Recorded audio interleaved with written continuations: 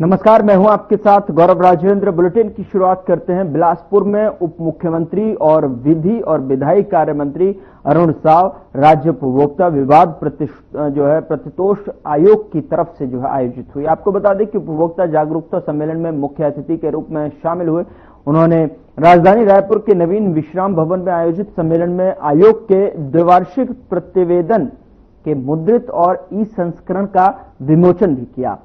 साथ ही आपको बता दें कि छत्तीसगढ़ राज्य उपभोक्ता विवाद प्रतितोष आयोग के अध्यक्ष न्यायमूर्ति गौतम चौरडिया ने कार्यक्रम की अध्यक्षता की। खाद्य नागरिक आपूर्ति और उपभोक्ता संरक्षण विभाग की अपर मुख्य सचिव ऋचा शर्मा और सचिव अन्वलगन पी विशिष्ट अतिथि के रूप में सम्मेलन में शामिल हुए।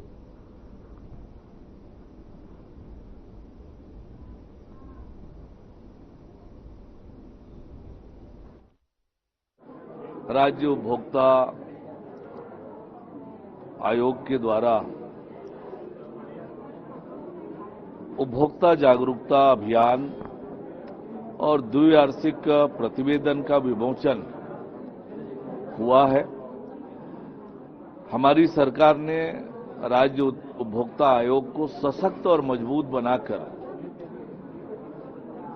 जहां त्वरित न्याय की व्यवस्था की है, अब ई जागृति के माध्यम से अब तक पंजीयन हो रहा था मामलों का। अब हमने अपने राज्य में, देश का पहला राज्य, कि अब ऑनलाइन सुनवाई की भी व्यवस्था हम करने जा रहे हैं और उपभोक्ताओं की जागरूकता के लिए पूरे प्रदेश भर में अभियान हम चलाने वाले हैं ताकि उपभोक्ता अपने अधिकारों के बारे में जान सके। कोई सामग्री खरीदने से पहले क्या क्या सावधानियां आवश्यक है, उनके अधिकार क्या हैं, इससे लेकर वो जागरूक हो सके। इसके लिए एक व्यापक जागरूकता अभियान भी चलने वाला है। तो एक तरफ जहां मामलों का निराकरण त्वरित गति से हो, वहीं किसी के साथ धोखा ना हो, छल ना हो, इसकी भी चिंता आयोग के माध्यम से हमारी सरकार कर रही है।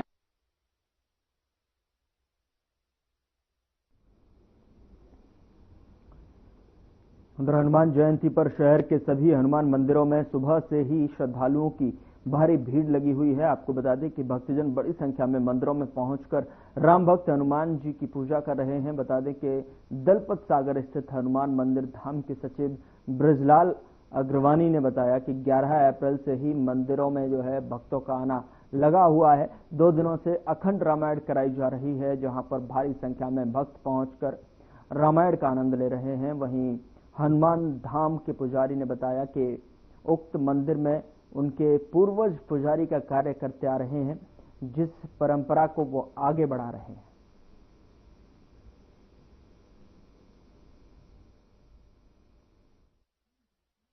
जय श्री राम। मैं ब्रजलाल अग्रवानी इस हनुमान मंदिर भक्ति धाम का एक सदस्य हूँ, एक भक्त हूँ हनुमान जी का। ये मंदिर सन 1982 में स्थापित हुआ और प्राकृतिक रूप से ये दक्षिण मुखी हनुमान मंदिर है। और दक्षिण मुखी हनुमान मंदिर का जो महत्व है बहुत विशेष होता है, खास होता है। यहाँ हनुमान जी के आगे जो अर्जी लगाते हैं उनकी सभी मन्नतें पूरी होती हैं। अभी यहाँ हनुमान जन्मोत्सव का कार्यक्रम हो रहा है। कल अखंड रामायण पाठ 1 बजे प्रारंभ हुआ था, आज समाप्ति की ओर इस समय। उसके बाद सत्यनारायण की कथा होगी, हवन होगा और महाभंडारा का आयोजन किया गया है। तो सभी भक्त इसमें बढ़ चढ़ के हिस्सा लेते हैं। इस मोहल्ले वाले क्या, पूरे शहर के लोग आकर हनुमान जी के दर्शन का पूरा लाभ उठाते हैं। जय श्री राम। जय श्री राम। मेरा नाम विक्रांत गुजरकर है। मैं भक्ति धाम हनुमान मंदिर दक्षिण मंदिर का पुजारी हूँ, जो पीढ़ी दर पीढ़ी हमारा परिवार सेवा कर रहा है इस मंदिर का। हमारे मंदिर में दूर दूर से लोग आते हैं, सभी भक्तों की मनोकामना पूर्ण होती है और सभी साल में लगभग 4 से 5 बार आ ही जाते हैं। जो दर्शन के लिए जिनकी मनोकामना पूर्ण होती है वो साल में 4-5 बार दर्शन करने आते हैं। और हमारे मंदिर की ये विशेषता है कि हमारे यहाँ अर्जी लगाई जाती है, जो दूर दूर से लोग आते हैं और हमारे यहाँ मनोकामना बहुत ही जल्द बाबा बजरंगबली पूरे करते हैं। तो हमारा यही एक संदेश है कि मिलजुल कर इस पर्व को मनाएं। श्री हनुमान जयंती श्री भक्तिधाम हनुमान मंदिर, जलपा सागर किनारे, धर्मपुरा, जगदलपुर। जय श्री राम। मैं यही रहती, हम लोग का यही घर है, हम लोग रोज आते हैं यहाँ मंदिर और अच्छा लगता है। यहाँ हर कार्यक्रम में हम लोग आते ही हैं यहाँ, अच्छा से होता है, हर कार्यक्रम अच्छा होता है, अच्छा लगता है। हनुमान जयंती में क्या क्या कार्यक्रम चल रहा है? हाँ, सुंदरकांड, अखंड रामायण चल रहा है 24 घंटा का, अभी समापन हुआ, फिर सुंदरकांड कर रहे हैं। क्या कार्यक्रम? अभी हवन होगा, आरती होगा, उसके बाद भंडारा, अभी 56 भोग भी लगेगा।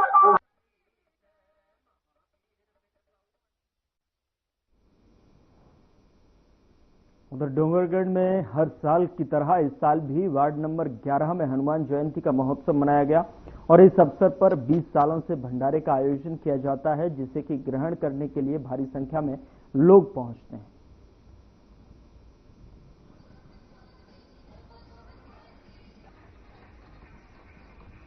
हनुमान जयंती के अवसर पर यहाँ पर सभी लोग बैठे हुए हैं और बताएंगे कार्यक्रम के बारे में। जय जय श्री राम। श्री हनुमान जन्मोत्सव लगभग 20 वर्षों से निरंतर हनुमान भक्त भंडारा समिति के तत्वाधान में किया जा रहा है, जिसमें हमको हनुमान भक्त युवा समिति का सहयोग बरोबर मिलता है, शक्ति वाहिनी का भी सहयोग मिलता है और सभी के प्रयास से हनुमान भक्त भंडारा समिति नगर का बहुत बड़ा भंडारा आयोजन करता है और नगर से हमको भरपूर सहयोग मिलता है, जो हम निरंतर प्रगति की ओर है। हम चाहते हैं कि आगे भंडारा हमारा ऐसी चलता रहे, हनुमान जी की कृपा हम सभी पर बनी रहे। वार्ड नंबर 11 महावीर पारा हनुमान भक्त भंडारा समिति आप सभी का, दर्शनार्थियों का हार्दिक अभिनंदन और स्वागत करती है। धन्यवाद। जय श्री राम। हनुमान जयंती के सर्वप्रथम समस्त नगरवासियों को, राम भक्तों को, हनुमान भक्तों को हनुमान जन्मोत्सव की हार्दिक शुभकामनाएं, बधाई। बहुत ही भव्य आयोजन मूंछ वाले हनुमान जी के दरबार में विगत 12 वर्षों से होता आ रहा है। हनुमान भक्त युवा समिति, महावीर मंदिर युवा समिति, भंडारा समिति, शक्ति वाहिनी के तत्वाधान में यह आयोजन 12 वर्षों से हो रहा है, जिसमें भव्य बाइक रैली का आयोजन प्रथम दिन, द्वितीय दिन भव्य शोभा यात्रा, जिसमें कानपुर से आए कलाकारों की प्रस्तुति शोभा यात्रा में आम जनमानस को देखने मिली। एक नया स्वरूप, एक भव्य स्वरूप में नगर में उत्साह के रूप में यह पर्व को मनाया जाता है। तीसरे दिन के आयोजन में पर 12 बजे महाआरती का आयोजन हुआ। उसके बाद भंडारा प्रसादी का आयोजन निरंतर चल रहा है, जो कि शाम के 7 बजे तक भंडारा समिति के तत्वाधान में विगत 20 वर्षों से चला आ रहा है। और साथ में हमारी युवाओं की टीम है महावीर मंदिर सेवा समिति, जो विगत 3 वर्षों से सुबेरे और संध्या आरती करती है और सभी को हनुमान जन्मोत्सव की कोटि कोटि बधाई, शुभकामनाएं। अब प्रत्यक्ष अप्रत्यक्ष सहयोगियों का समिति आभार व्यक्त करती है। धन्यवाद। विशेष क्या है? विशेष आज संध्या 8 बजे 108 युवाओं, माताओं, बहनों के माध्यम से विश्व कल्याण की कामना को लेकर हनुमान चालीसा का सामूहिक पाठ, राम स्तुति, विजय महामंत्र का जाप के साथ संपन्न होगा आज रात्रि 8 बजे। आपका नाम? हनी गुप्ता, हनुमान भक्त, डोंगरगढ़।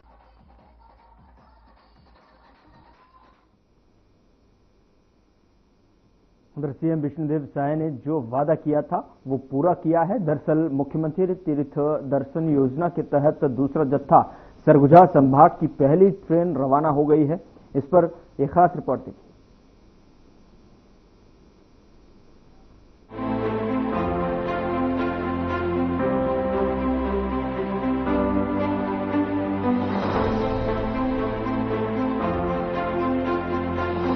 रमन सरकार में शुरू की गई तीर्थ दर्शन योजना को प्रदेश में सत्ता बदलने के बाद भूपेश सरकार ने बंद कराया था, जिसे विष्णुदेव साय सरकार ने 1 साल पूरे होने के बाद इस योजना को फिर से शुरू कर दिया है। योजना की पहली ट्रेन रायपुर से रवाना हुई थी, वहीं अब सरगुजा से दूसरी ट्रेन में जशपुर जिले को छोड़कर संभाग के बाकी 4 जिलों से 780 यात्री रवाना हुए हैं।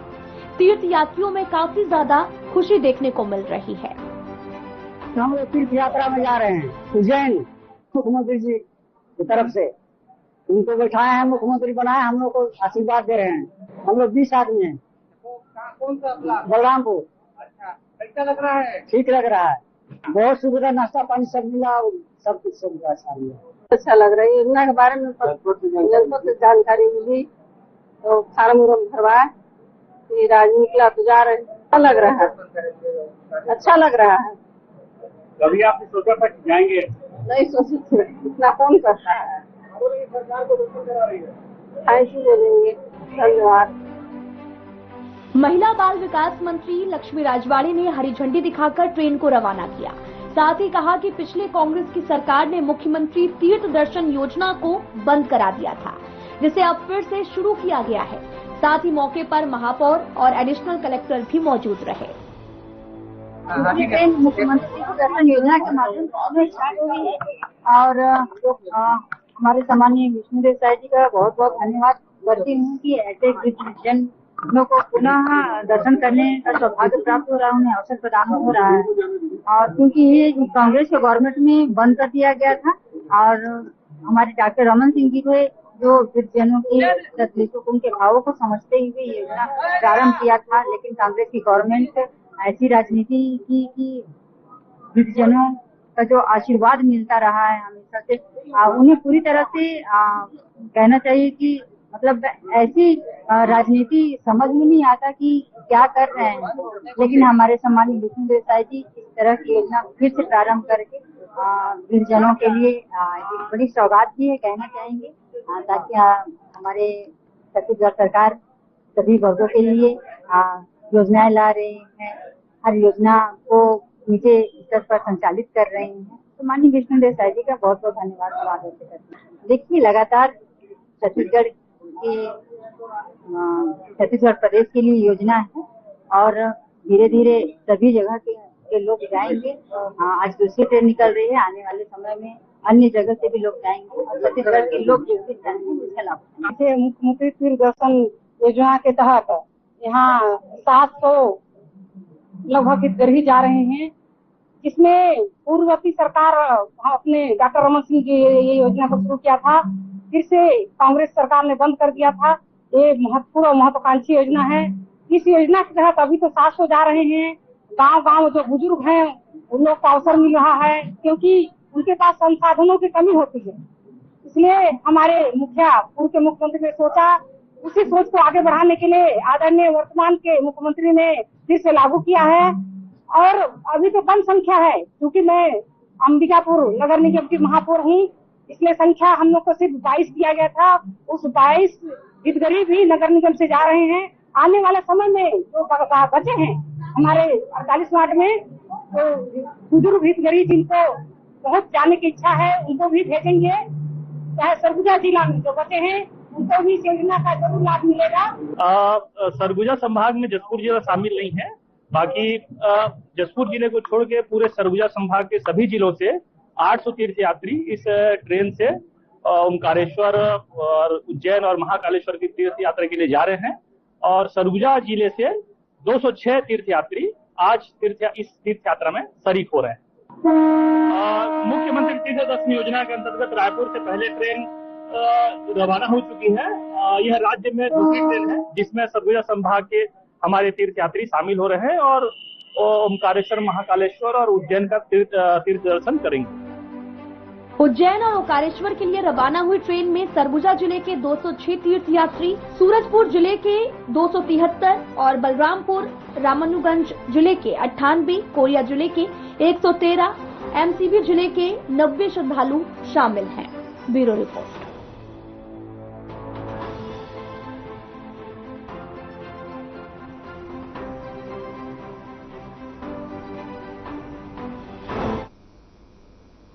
यहाँ रुक रहे हैं एक छोटे से ब्रेक के लिए। ब्रेक के उस पार खबरों का सिलसिला लगातार जारी है।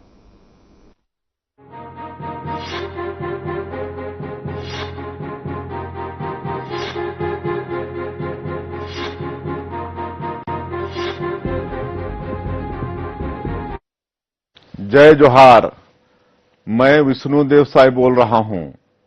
मुझे यह बताते हुए हर्ष हो रहा है कि हम सभी सुशासन तिहार 2025 का आयोजन कर रहे हैं। यह आयोजन छत्तीसगढ़ में पारदर्शिता, संवाद और समाधान की भावना को सुदृढ़ करने की दिशा में एक महत्वपूर्ण पहल है। सुशासन तिहार को हम 3 चरणों में आयोजित करने जा रहे हैं, जिसका उद्देश्य जन समस्याओं का त्वरित समाधान सुनिश्चित करना, जन कल्याणकारी योजनाओं की समीक्षा करना और जन संवाद को और अधिक सशक्त बनाना है। पहले चरण में 11 अप्रैल तक आमजनों से उनकी समस्याओं से संबंधित आवेदन लिए जाएंगे।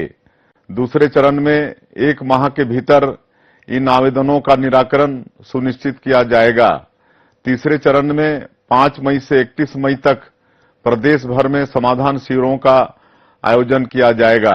इन शिविरों में मैं स्वयं, मंत्रिमंडल के सहयोगी तथा प्रशासनिक अधिकारी आपसे प्रत्यक्ष संवाद करेंगे, आपकी समस्याओं का समाधान करेंगे और छत्तीसगढ़ महतारी के नवनिर्माण हेतु आपके बहुमूल्य सुझाव प्राप्त करेंगे। आइए हम सब मिलकर सुशासन तिहार 2025 में भाग लें और इस महापर्व को इसके उद्देश्यों में पूर्णतः सफल तथा छत्तीसगढ़ महतारी की सेवा में एक नई इबारत लिखें। जय भारत, जय छत्तीसगढ़।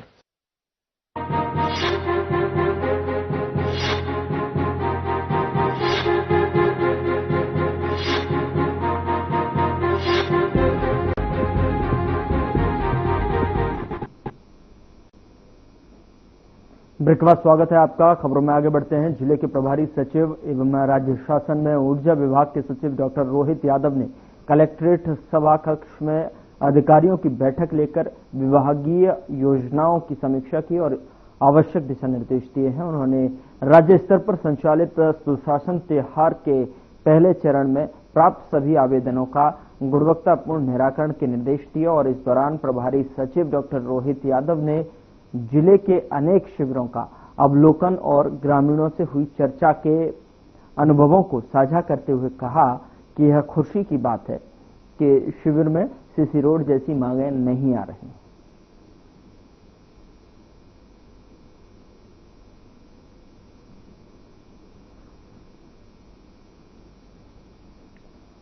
खबर मुंगेली से है, जहां पर आयुष प्रताप सिंह उर्फ समीर ठाकुर, आयुष ठाकुर और उसके अन्य साथियों के द्वारा डरा धमकाकर सिद्धार्थ वैद्य, जिसकी उम्र लगभग 21 वर्ष है, उसके माता की जमीन को अपने साथी के नाम जबरन रजिस्ट्री करा ली गई है। बता दें कि जिसके बाद थाने में सिद्धार्थ द्वारा एफआईआर दर्ज कराई गई है। बता दें कि इस पर थाना सिटी कोतवाली पुलिस अग्रिम कार्रवाई कर रही है, तो वहीं सभी आरोपी फरार हैं और पुलिस मामले की जांच में जुटी हुई है। आज मुंगेली पुलिस अधीक्षक महोदय के द्वारा जो एक कोतवाली में अपराध क्रमांक 96/25 जो अपराध प्रतिबंध किया था, जिसमें कि 7 लाख की फर्जी रजिस्ट्री एवं षड्यंत्र पूर्वक वसूली करने, पैसे की वसूली करने का लगाया गया था, जिसके 4 आरोपी जो कि आयुष ठाकुर, राजू साहू, सूरज मक्कड़ और लवजीत सिंह, जो कि पुलिस की गिरफ्त से लगातार फरार है और उनको जिनके लिए आज पुलिस अधीक्षक महोदय द्वारा 5,000 रुपए का इनाम की घोषणा की गई है। जो कोई भी इनके बारे में कोई जानकारी पुलिस को देता है तो उसको बिना जारी किया। इस मामले में सर लॉरेंस बिश्नोई गैंग के भी नाम आने की बातें सामने आ रही, क्या कहेंगे? प्रार्थी द्वारा जो तथ्य बताए गए हैं कि लॉरेंस बिश्नोई गैंग का भी कुछ इसमें दराज अपराध उनका नाम जिक्र किया गया है, इस पर कि उसके संबंध में तथ्यों की जानकारी एकत्रित की जा रही है और जिसके संबंध में अगले विवेचन जारी है।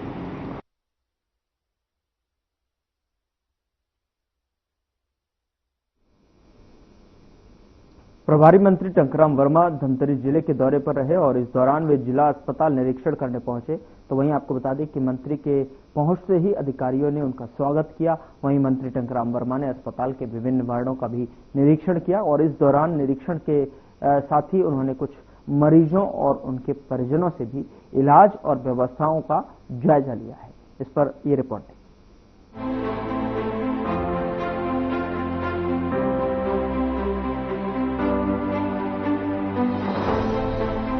प्रभारी मंत्री टंकराम वर्मा धमतरी जिले के दौरे पर हैं। इस दौरान वे जिला अस्पताल निरीक्षण करने पहुंचे। मंत्री के पहुंचते ही अधिकारियों ने उनका स्वागत किया। वहीं मंत्री टंकराम वर्मा ने अस्पताल के कई वार्डों का भी निरीक्षण किया। निरीक्षण के दौरान उन्होंने कुछ मरीजों और उनके परिजनों से इलाज और व्यवस्थाओं का जायजा लिया है। इस दौरान अस्पताल की तमाम व्यवस्था चाक चौबंद नजर आई, जबकि अन्य दिनों में यहां पर अव्यवस्थाओं का अंबार होता है। यहां निरीक्षण में भी मंत्री को खासकर उन वार्डों में ले जाया गया जहां पर तैयारियां चाक चौबंद थी। बाकी जगहों में न उन्हें ले जाया गया और न ही मंत्री जी ने उन जगहों पर जाने की इच्छा व्यक्त करी। समस्या ये है, चलते चलते नोट खा गया है, इसका सही तरीके से जांच होना चाहिए। बैठने वाले की क्या व्यवस्थाएं जब आप लाए हमारे लिए व्यवस्था कुछ नहीं था। यहाँ कब भर्ती हुआ? यहाँ 8 बजे भर्ती हुआ। आज एक्सरा हो सभी का सही लाभ पता चलेगा। क्या कुछ नहीं हुआ, एक लगा दिएगा। हम इसकी खड़े हमारे बैठने की कोई व्यवस्था नहीं।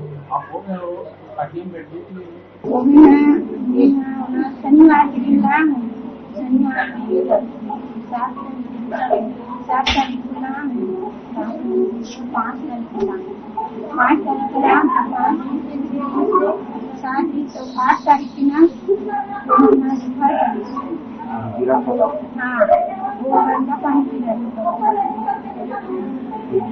गंदा पानी पी रही थी तो मस्जिद में गंदा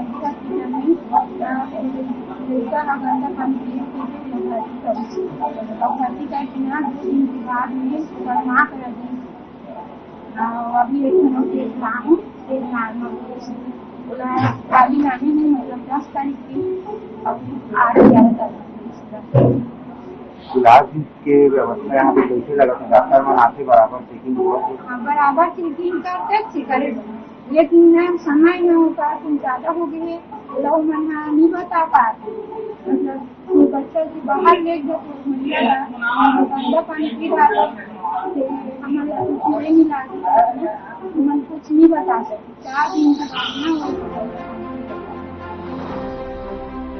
जिले का सबसे बड़ा अस्पताल इन दिनों डॉक्टरों की कमी से जूझ रहा है। यहाँ पर सर्जरी समेत अन्य स्पेशलिस्ट डॉक्टरों की कमी है। इसके अलावा स्टाफ, नर्सों की कमी भी लगातार बनी हुई है। ऐसे में मरीजों को इलाज में बहुत सी समस्याएं आती हैं। डॉक्टरों की कमी के अलावा कमीशन के चलते मरीजों को बड़ी संख्या में अन्य अस्पतालों में रेफर कर दिया जाता है, जिससे कि मरीज के परिजनों का आर्थिक बोझ और ज्यादा बढ़ जाता है। वहीं पैथोलॉजिकल टेस्ट के लिए भी मरीजों को बाहर भेजकर कमीशन लेना आम बात हो चुकी है। अगर जो मंत्री आने के पहले सभी सचेत हो जाते हैं, सभी जानते हैं कि अगर स्कूल में मास्टर आ रहे हैं तो बच्चे सावधान हो जाते हैं, मतलब बैठ जाते हैं शांति से। इसी तरह अभी तो हर जगह का माहौल है, लेकिन मैं तो कहता हूँ मंत्री, कलेक्टर जो भी हो वो ऐसे निरीक्षण करे कि कभी भी अचानक आ और जाए, जिससे हमारे अस्पतालों में क्या हो रहा है, कैसे सुविधा है, उनको अवगत होगा। जैसे कि आज मंत्री जी आए तो उनको बताया कि प्लाज्मा ब्लड बैंक, यहाँ प्लाज्मा ब्लड की उपस्थिति नहीं हो पाती, मरीजों को सिर्फ ब्लड ही मिल पा रहा है। तो प्लाज्मा के लिए मरीजों को दूसरे हॉस्पिटल शिफ्ट करना पड़ता है, जहाँ 10,000 से 12,000 चार्जेस लगता है। तो गवर्नमेंट की इतनी बड़ी शासन है और भाजपा की सरकार बैठी हुई है, तो आम जनता को सुविधा मिलनी चाहिए।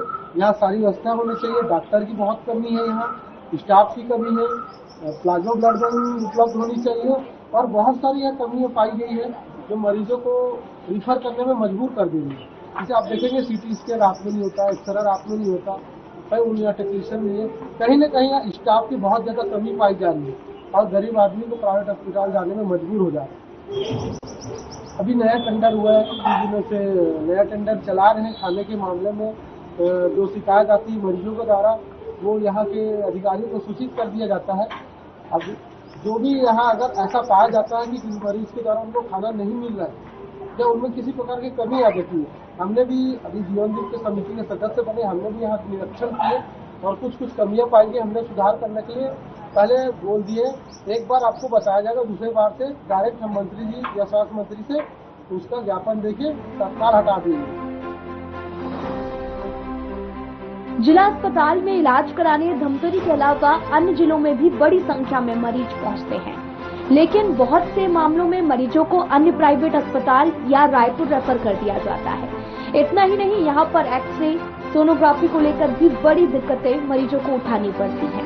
बीते लगभग 6 महीने से डिजिटल एक्सरे की मशीन बंद है, जिसके चलते मरीजों को बाहर जाकर महंगे दामों में एक्सरे करवाना पड़ता है।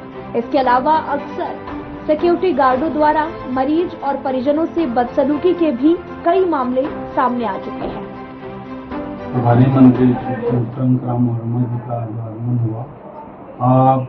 जिला हॉस्पिटल आने से उन्होंने साफ सफाई की व्यवस्था को देख के खुशी जाहिर किया और उन्होंने उनको ब्लड बैंक भी विजिट कराया गया। विजिट में उन्होंने संतोषजनक पाया वहाँ की जो ब्लड।